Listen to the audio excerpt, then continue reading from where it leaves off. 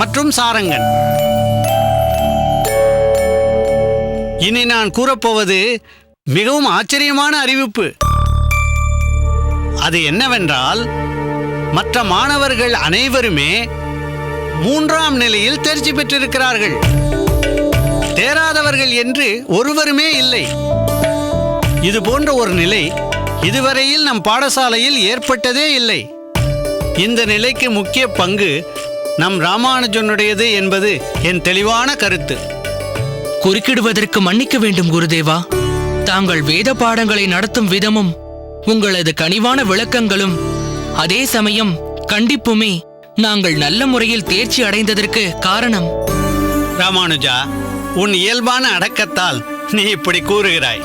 ஆனால் தனிப்பட்ட முறையில் உன் சக மாணவர்களுக்காக நீ எடுத்துக்கொண்ட முயற்சிகள் என்னை வியக்க வைக்கிறது.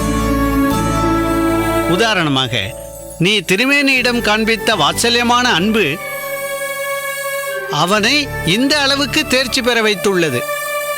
ஏன் சக்கரபாணி விஷயத்தை எடுத்துக்கொள்ளேன். அவனுக்கு உடல்நிலை சரியில்லை, எனவே தேர்வை தள்ளி வைக்க வேண்டும் என்று நீ எவ்வளவோ என்னிடம் மன்றாடினாய். ஆனால் நான் அதற்கு செவிசாய்க்கவில்லை.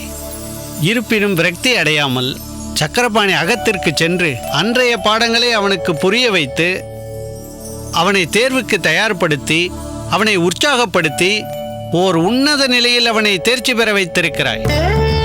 இந்த கருணை உன் தனிச்சிறப்பு. என்ன சக்கரபாணி, நான் ஏதாவது மிகைப்படுத்தி கூறிவிட்டேனா?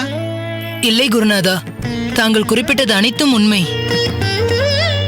ராமானுஜன் சிரமத்தின் சுவடே தெரியாமல் எனக்கு உபகாரம் செய்திருக்கிறான். திக்கற்றவனுக்கு தெய்வமே துணை என்று சொல்வார்கள். கதியற்றவனுக்கு குருவே துணை. அவ்வகையில் தங்களைப் போன்று குருவாக இருந்து, அதுவும் குறைவான காலப்பொழுதில் என்னை தயார்படுத்தியது ராமானுஜனே. அதற்கு பிரதிபலனாக நான் என்ன செய்தால் தகும் என்று தெரியாமல் வெறும் நன்றிகளை மட்டும் இந்த நேரத்தில் அவனுக்கு மன்னிக்க வேண்டும், அவருக்கு சமர்ப்பிக்க ஆசைப்படுகிறேன். கேட்டீர்களா மாணவர்களே? ஒரு மாணவன் எந்த அளவுக்கு, ஏன் தன் குருநாதரின் அளவுக்கு உயர முடியும் என்பதை நம் ராமானுஜனை பார்த்து மற்றவர்களும் தெரிந்து கொள்ளுங்கள். ராமானுஜன் இந்த பாடசாலைக்கு கிடைத்த பொக்கிஷம். இந்த சாதனைக்கு பின்னால் அவன் பட்ட சிரமங்கள் ஏராளம்.